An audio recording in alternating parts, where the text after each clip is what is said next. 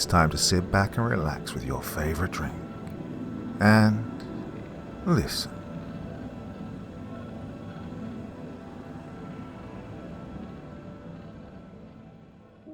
Here's to the crazy ones, the misfits, the round pegs in the square holes, those who see things differently.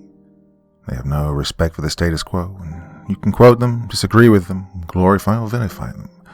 About the only thing you can't do is ignore them, because they change things, they push the human race forward. And while some may see them as the crazy ones, we can see genius. Because the people who are crazy enough to think they can change the world are often the ones who do. Tonight, I bring you Psychosis. Sunday. I'm not sure why I'm writing this down on paper and not on my computer. I guess I've just noticed some odd things. It's not that I don't trust the computer, I need to organize my thoughts. I need to get down all the details somewhere, objectively, somewhere I know that what I write can't be deleted or changed. Not that that's happened, it's just, everything blurs together here, and the fog of memory lends a strange cast to things. I'm starting to feel cramped in this small apartment. Maybe that's the problem. I just had to go and choose the cheapest apartment, the only one in the basement. The lack of windows down here makes day and night seem to slip by seamlessly. I haven't been out in a few days because I've been working on this programming project so intensively. I suppose I just wanted to get it done. Well, hours of sitting and staring at a monitor can make anyone feel strange. I know, but I don't think that's it. I'm not even sure when I started to feel like something was odd. I can't even define what it is. Maybe I just haven't talked to anyone in a while. Well, that's the first thing that crept up on me. Everyone I normally talk to online while I program has been idle, or they've simply not logged on at all. My instant messages go unanswered. The last email I got from anybody was a friend saying he'd talked to me when he got back from the store, and that was yesterday. I call with my cell phone, but reception's terrible down here. Yeah, that's it. I just need to call someone. I'm going to go outside. Well, that didn't work so well. As the tingle of fear fades, I'm left feeling a little ridiculous for being scared at all. I looked in the mirror before I went out, but didn't shave the 2-day stubble I've grown. I figured I was just going out for a quick cell phone call. I did change my shirt though, because it was lunchtime, and I guessed that I'd run into at least one person I knew. Well, that didn't end up happening, and I wish it did. When I went out, I opened the door to my small apartment slowly. A small feeling of apprehension had somehow already lodged itself in me, for some indefinable reason. I chalked it up to not having spoken to anyone but myself for a day or two. I peered down the dingy grey hallway, made dingier by the fact that it was a basement hallway. On one end, a large metal door led to the building's furnace room. It was locked, of course. 2 dreary soda machines stood by it. I bought a soda from one the first day I'd moved in, but it had had a 2-year-old expiration date. I'm fairly sure nobody knows these machines are even down here, or my cheap landlady doesn't care to get them restocked. I closed my door softly and walked the other direction, taking care not to make a sound. I've no idea why I chose to do that, but it was fun giving in to the strange impulse not to break the droning hum of the soda machines, at least for the moment. I got to the stairwell and took the stairs up to the building's front door. I looked through the heavy door's small square window and received quite the shock. It was definitely not lunchtime. City gloom hung over the dark street outside, and the traffic lights at the intersection in the distance blinked yellow. Dim clouds, purple and black from the glow of the city, hung overhead. Nothing moved, save for the few sidewalk trees that shifted in the wind. I remember shivering, though I wasn't cold. Maybe it was the wind outside. I could vaguely hear it through the heavy metal door, and I knew it was that unique kind of late-night wind, the kind that was constant, cold and quiet, save for the rhythmic music it made as it passed through countless unseen tree leaves. I decided not to go outside. Instead, I lifted my cell phone to the door's little window and checked the signal meter. The bars filled up the meter, and I smiled. Time to hear someone else's voice, I remember thinking, relieved. It was such a strange thing, to be afraid of nothing. I shook my head, laughing at myself silently. I hit speed dial for my best friend Amy's number and held the phone up to my ear. It rang once, but then it stopped. Nothing happened. I listened to silence for a good 20 seconds, then hung up. I frowned and looked at the signal meter again, still full. I went to dial a number again, but then my phone rang in my hand, startling me. I put it up to my ear. "Hello?" I asked, immediately fighting down a small shock at hearing the first spoken voice in days, even if it was my own. I'd gotten used to the droning hum of the building's inner workings, my computer, and the soda machines in the hallway. There was no response to my greeting at first, but then, finally, a voice came. "Hey," said a clear male voice, obviously of college age like me. "Who's this?" "John," I replied, confused. "Oh, sorry, wrong number," he replied, and then hung up. I lowered the phone slowly and leaned against the thick brick wall of the stairwell. That was strange.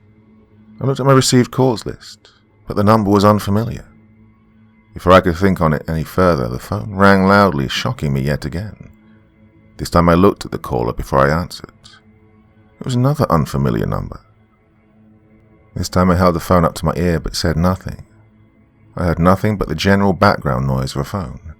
And then a familiar voice broke my tension. "John?"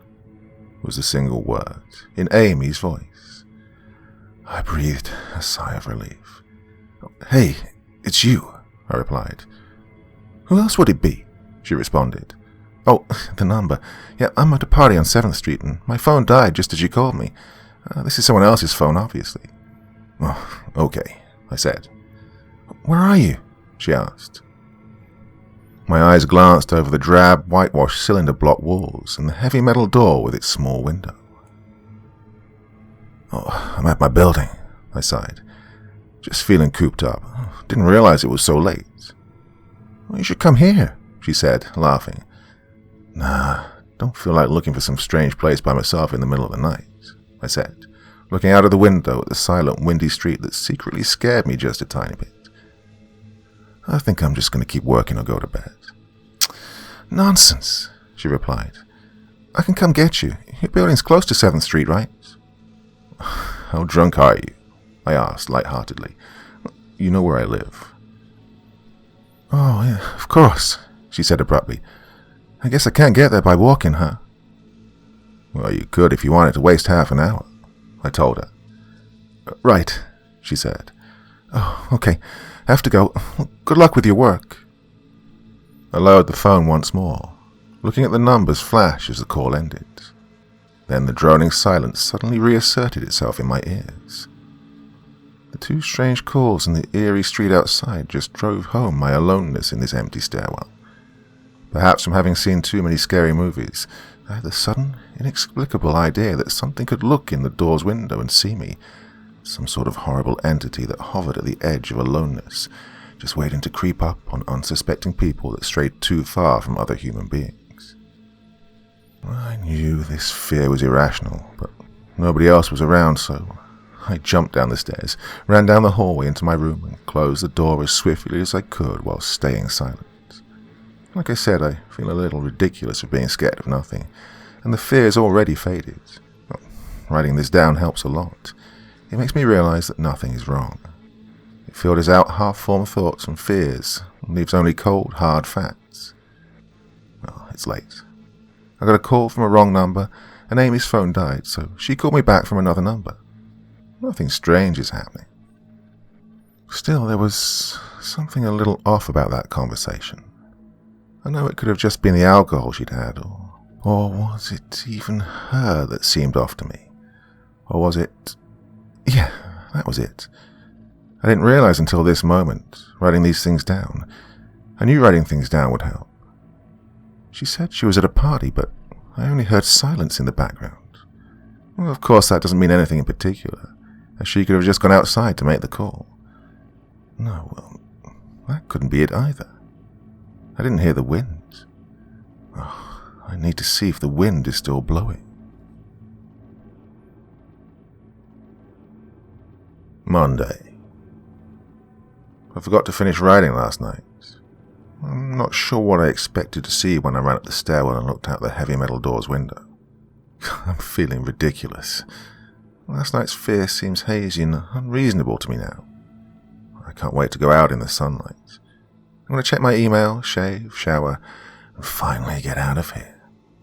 Oh, wait, I think I heard something.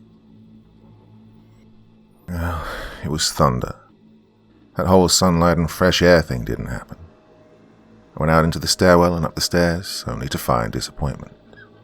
The heavy metal door's little window showed only flowing water as torrential rain slammed against it. Only a very dim, gloomy light filtered in through the rain, but at least I knew it was daytime, even if it was a grey, sickly, wet day. I tried looking out of the window and waiting for lightning to illuminate the gloom, but the rain was too heavy and I couldn't make out anything more than vague, weird shapes moving at odd angles in the waves washing down the window. Disappointed, I turned around, but I didn't want to go back to my room. Instead, I wandered further up the stairs, past the first floor and the second. The stairs ended at the third floor, the highest floor in the building. I looked through the glass that ran up the outer wall of the stairwell, but it was that warped, thick kind that scatters the light. Not that there was much to see through the rain to begin with. I opened the stairwell door and wandered down the hallway. The 10 or so thick wooden doors, painted blue a long time ago, were all closed. I listened as I walked, but it was the middle of the day, so I wasn't surprised that I heard nothing but the rain outside. As I stood there in the dim hallway, listening to the rain, I had the strange, fleeting impression that the doors were standing like silent granite monoliths, erected by some ancient, forgotten civilization for some unfathomable guardian purpose. Lightning flashed, and I could have sworn that, just for a moment, the old grainy blue wood looked just like rough stone. I laughed at myself for letting my imagination get the best of me, but then it occurred to me that the dim gloom and the lightning must mean that there was a window somewhere in the hallway. A vague memory surfaced, and I suddenly recalled that the third floor had an alcove and an inset window halfway down the floor's hallway. Excited to look out into the rain and possibly see another human being, I quickly walked over to the alcove, finding the large, thin glass window. Rain washed down it, as with the front door's window, but I could open this one. I reached a hand out to slide it open, but hesitated. I had the strangest feeling that if I opened that window, I would see something absolutely horrifying on the other side. Well, everything's been so odd lately, so I came up with a plan, and I came back here to get what I needed. I don't seriously think anything will come of it, but I'm bored, it's raining, and I'm going stir crazy. I came back to get my webcam. Well, the cord isn't long enough to reach the third floor by any means, so instead I'm going to hide it between the 2 soda machines in the dark end of my basement hallway, run the wire along the wall and under my door, and put black duct tape over the wire to blend it in with the plastic black strip that runs along the base of the hallway's walls. I know, this is silly, but I don't have anything better to do. Well, nothing happened. I propped open the hallway to stairwell door, steeled myself, then flung the heavy front door wide open, ran like hell down the stairs to my room and slammed the door. I watched the webcam on my computer intently, seeing the hallway outside my door and most of the stairwell. I'm watching it right now, and I don't see anything interesting. I just wish the camera's position was different so I could see out the front door. Oh, hey, somebody's online. I got out an older, less functional webcam that I had in my closet to video chat with my friend online. I couldn't really explain to him why I wanted to video chat, but it felt good to see another person's face. We couldn't talk very long, and we didn't talk about anything meaningful, but I feel much better.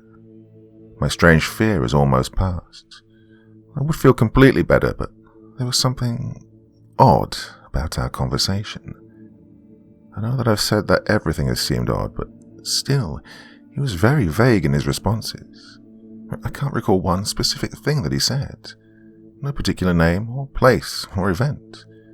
But he did ask for my email address to keep in touch. Oh, wait, I just got an email. I'm about to go out. I just got an email from Amy that asked me to meet her for dinner at the place we usually go to. I do love pizza, and I I've just been eating random food from my poorly stocked fridge for days, so I can't wait. Again, I feel ridiculous about the odd couple of days I've been having. I should destroy this journal when I get it back. Oh, another email. Oh my God, I almost left the mail and opened the door. I almost opened the door,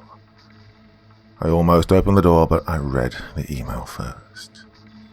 It's from a friend I hadn't heard from in a long time, and it was sent to a huge number of emails that must have been every person he'd saved in his address list. It had no subject, and it said simply, "Seen with your own eyes. Don't trust them. They..." What the hell was that supposed to mean? The words shocked me, and I keep going over and over them. Is it just a desperate email sent just as something happened? Well, the words are obviously cut off without finishing. On any other day, I would have dismissed this as spam from a computer virus or something. But the words, "Seen with your own eyes."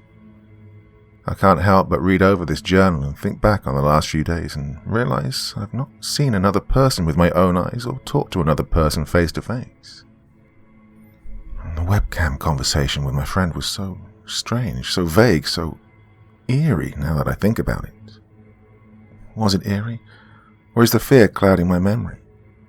My mind toys with the progression of events I've written here, pointing out that I've not been presented with one single fact that I didn't specifically give out unsuspectingly. And the random wrong number that got my name and the subsequent strange return call from Amy, the friend that asked for my email address. I messaged him first when I saw him online, and then I got my first email a few minutes after that conversation. Oh my God, that phone call with Amy.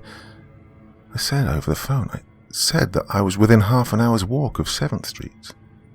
They know I'm near here. What if they're trying to find me?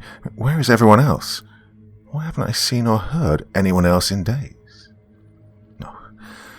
No, this is crazy. This is absolutely crazy. God, I need to calm down. This madness needs to end. Well, I don't know what to think. I ran around my apartment furiously, holding my cell phone up to every corner to see if I got a signal through the heavy walls. Finally, in the tiny bathroom, near one ceiling corner, I got a single bar. Holding my phone there, I sent a text message to every number on my list. Not wanting to betray anything about my unfounded fears, I simply sent, "Have you seen anyone face to face lately?" Well, at that point, I just wanted any reply back. I didn't care what the reply was, or if I embarrassed myself. I tried to call someone a few times, but I couldn't get my head up high enough, and if I brought my cell phone down even an inch, it lost the signal. Then I remembered the computer and rushed over to it, instant messaging everyone online. Most were idle or away from their computer. Nobody responded. All my messages grew more frantic, and I started telling people where I was and to stop by in person for a host of barely passable reasons. I didn't care about anything by that point. I just needed to see another person. I also tore apart my apartment looking for something that I might have missed, some way to contact another human being without opening the door. I know it's crazy. I know it's unfounded, but what if? What if? I just need to be sure. I taped the phone to the ceiling in case. Tuesday. The phone rang. Exhausted from last night's rampage, I must have fallen asleep. I woke up to the phone ringing and ran into the bathroom, stood on the toilet and flipped open the phone taped to the ceiling. It was Amy, and I feel so much better. She was really worried about me, and apparently she'd been trying to contact me since the last time I'd talked to her. She's coming over now, and yes, she knows where I am without me telling her. I feel so embarrassed. I'm definitely throwing this journal away before anyone sees it. I don't even know why I'm writing in it now. Maybe it's just because it's the only communication I've had since, well, God knows when. I look like hell, too. I looked in the mirror before I came back in here. My eyes are sunken, my stubble is thicker, and I just look generally unhealthy. My apartment is trashed, but I'm not going to clean it up. I think I need someone else to see what I've been through. These past few days have not been normal. I'm not one to imagine things. I know I've been the victim of extreme probability. I probably missed seeing another person a dozen times. I just happened to go out when it was late at night, or in the middle of the day when everyone was gone. Now, everything's perfectly fine.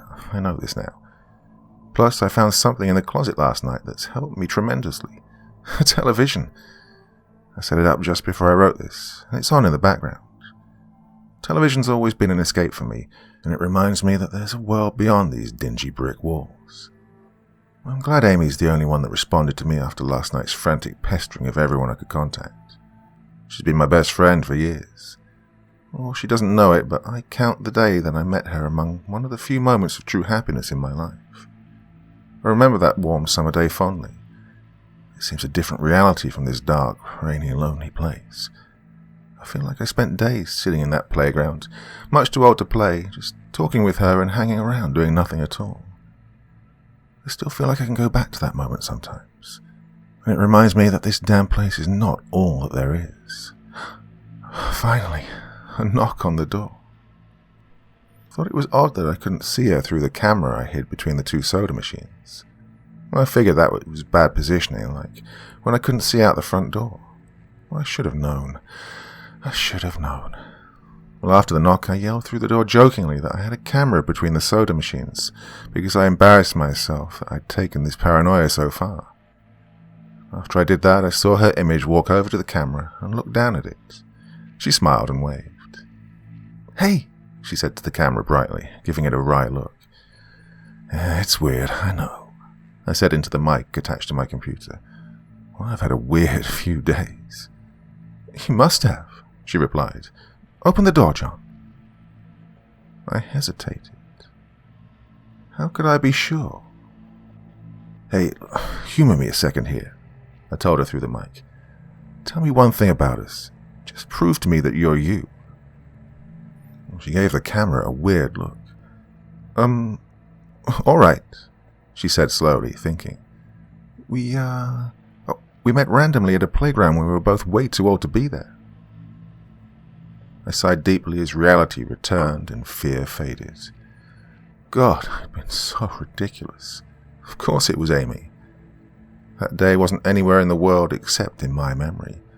I never even mentioned it to anyone, not out of embarrassment, but out of a strange secret nostalgia and a longing for those days to return. If there was some unknown force at work trying to trick me, as I feared, there's no way they could know about that day. "All right, I'll explain everything," I told her. "I'll be right there." I ran to my small bathroom and fixed my hair as best I could. I looked like hell, but she'd understand.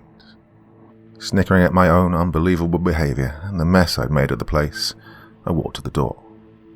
I put my hand on the doorknob and gave the mess one last look. So ridiculous, I thought. My eyes traced over the half-eaten food lying on the ground, the overflowing trash bin, and the bed I'd tipped to the side looking for, well, God knows what.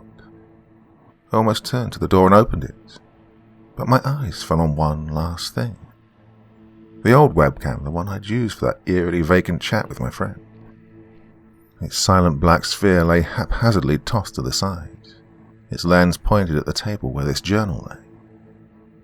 An overwhelming terror took me as I realized that if something could see through that camera, it would have seen what I'd just written about that day. I asked her for any one thing about us, and she chose the one thing in the world that I thought they or it didn't know. But it did. It did know. It could have been watching me the whole time. I didn't open the door. I screamed. I screamed in uncontrollable terror. I stomped on the old webcam on the floor. The door shook and the doorknob tried to turn, but I didn't hear Amy's voice through the door. Was the basement door made to keep out drafts, too thick, or was Amy not outside? What could have been trying to get in, if not her? What the hell is out there? I saw her on my computer through the camera outside. I heard her on the speakers through the camera outside, but was it real? How can I know? Well, she's gone now. I screamed and shouted for help. I piled up everything in my apartment against the front door. Friday. At least, I think that it's Friday. I broke everything electronic, smashed my computer to pieces. Every single thing on there could have been accessed by network access, or worse, altered. I'm a programmer, I know. Every little piece of information I gave out since this started, my name, my email, my location, none of it came back from outside until I gave it out. I've been going over and over what I wrote. I've been pacing back and forth, alternating between stark terror and overpowering disbelief. Sometimes I'm absolutely certain some phantom entity is dead set on that simple goal of getting me to go outside. Back to the beginning, with the phone call from Amy, she was effectively asking me to open the door and go outside. I keep running through it in my head. One point of view says I've acted like a madman, and all of this is extreme convergence of probability. Never going outside at the right times by pure luck. Never seeing another person by pure chance. Getting a random nonsense email from some computer virus at just the right time. The other point of view says that extreme convergence of probability is the reason that whatever's out there hasn't gotten me already. I keep thinking, I never opened the window on the 3rd floor.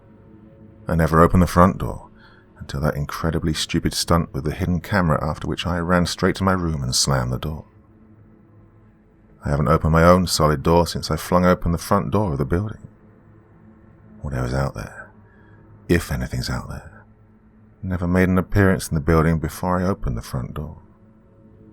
Maybe the reason it wasn't in the building already was that it was already elsewhere, getting everyone else, and then it waited until I betrayed my existence by trying to call Amy, a call which didn't work, until it called me and asked me my name. Terror literally overwhelms me every time I try to fit the pieces of this nightmare together. That email, short, cut off. Was it from someone trying to get a word out? Some friendly voice desperately trying to warn me before it came? Seen with my own eyes. Don't trust them. Exactly what I've been so suspicious of. It could have masterful control of all things electronic, practicing its insidious deception to trick me into coming outside. Why can't it get in? It knocked on the door. It must have some solid presence. The door. The image of those doors in the upper hallway as guardian monoliths flashes back in my mind every time I trace this path of thoughts. If there is some phantom entity trying to get me to go outside, maybe it can't get through doors.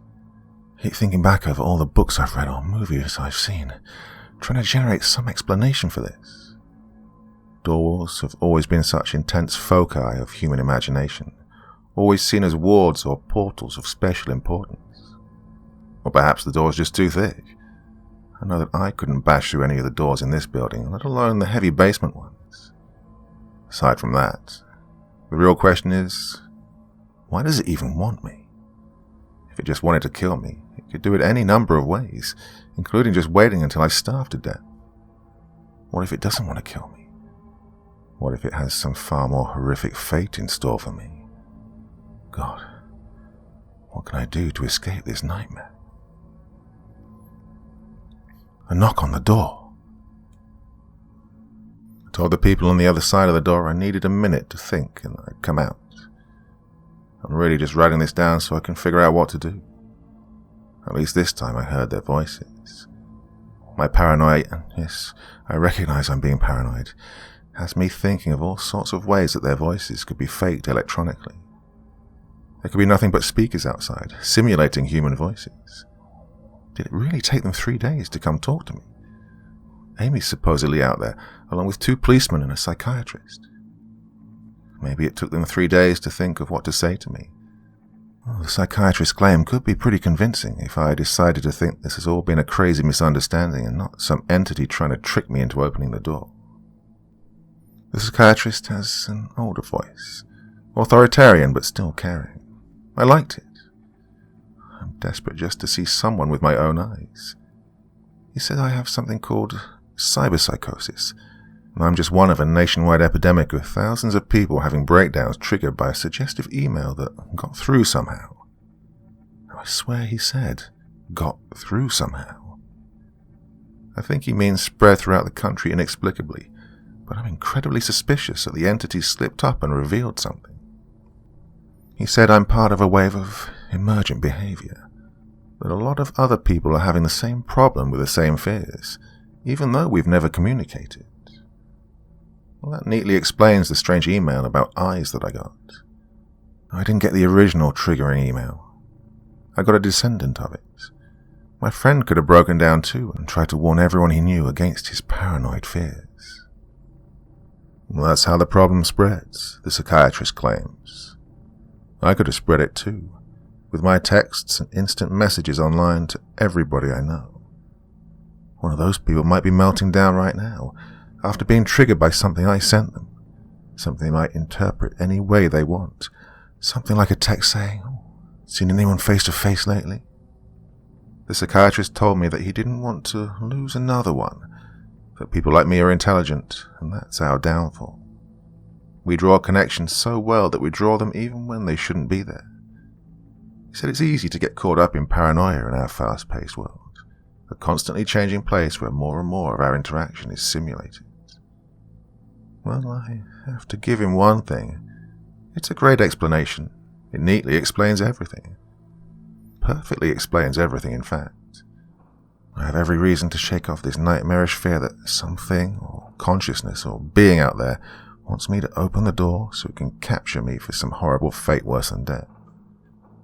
It would be foolish, after hearing that explanation, to stay in here until I starve to death, just to spite the entity that might have gotten everything else.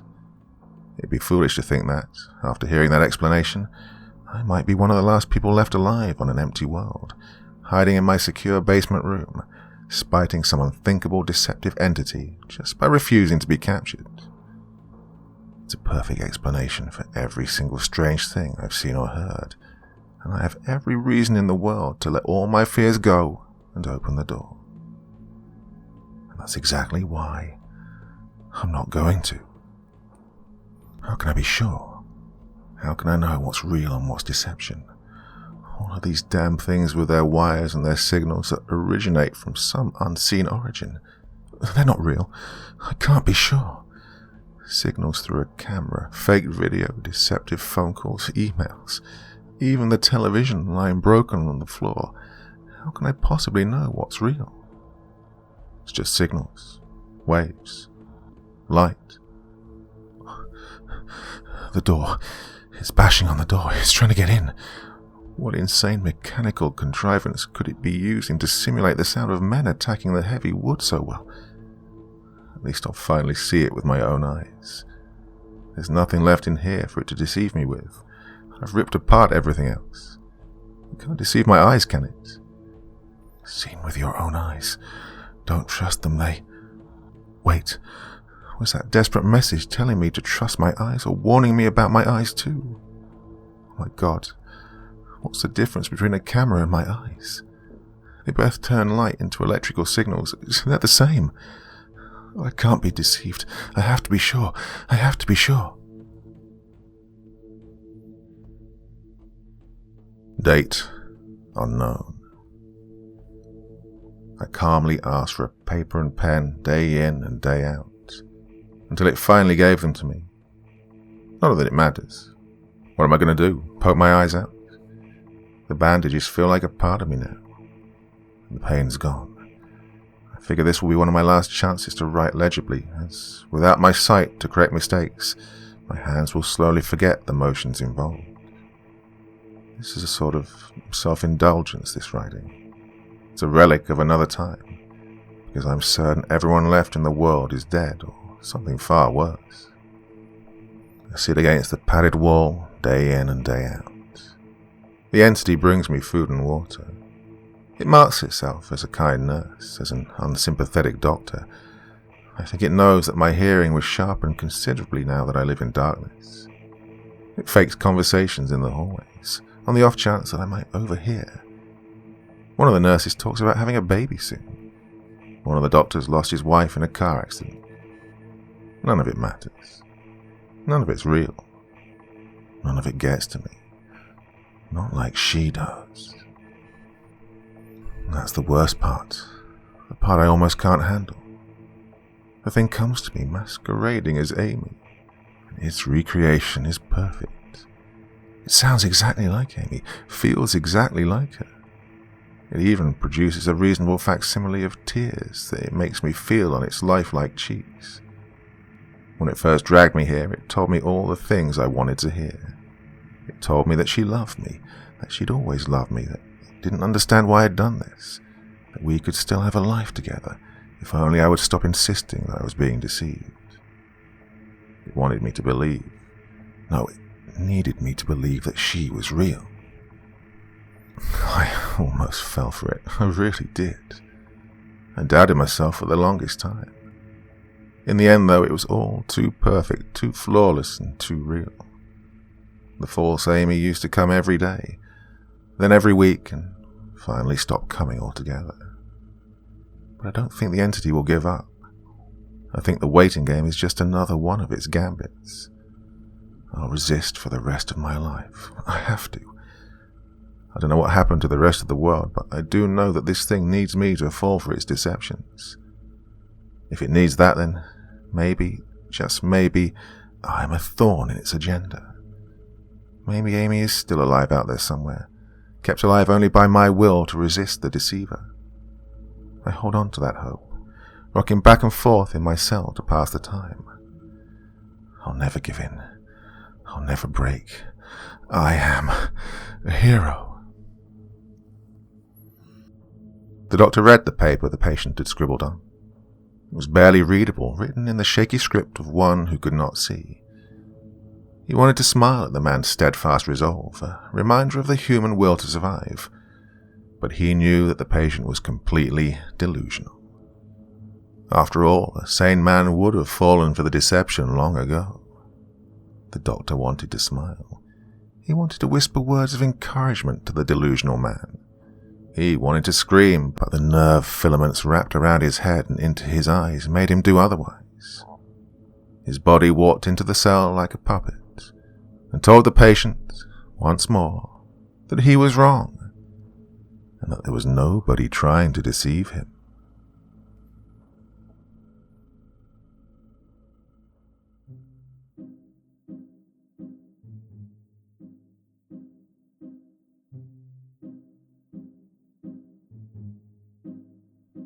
So an old classic there, one I've been meaning to do for quite a long time. Now I know everybody under the sun has already recorded that, but I really wanted to have a go at it. I thought my voice could do it justice, and perhaps my version could breathe something new into the story.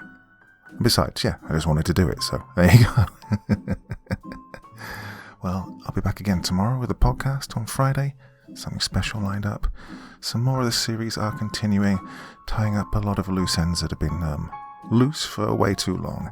As you'll have seen on Monday, finally getting around to doing part 2 of the Gideon Farm story that's been sitting on my desktop for I don't know how long. But, it's more satisfying to get these all done and dusted and move on to bigger and better things. So, that's enough for one evening. Back again very soon, as you know. Hope you'll join me on the other channel for the podcast tomorrow. It is getting more and more popular every week. Some old classics here from this channel, but I try and mix it up with some previously unrecorded stuff as well. So there's something new for you there. Well, enough for one evening. Back again very soon, my dear friends. Until the next time, very, very sweet dreams and bye-bye.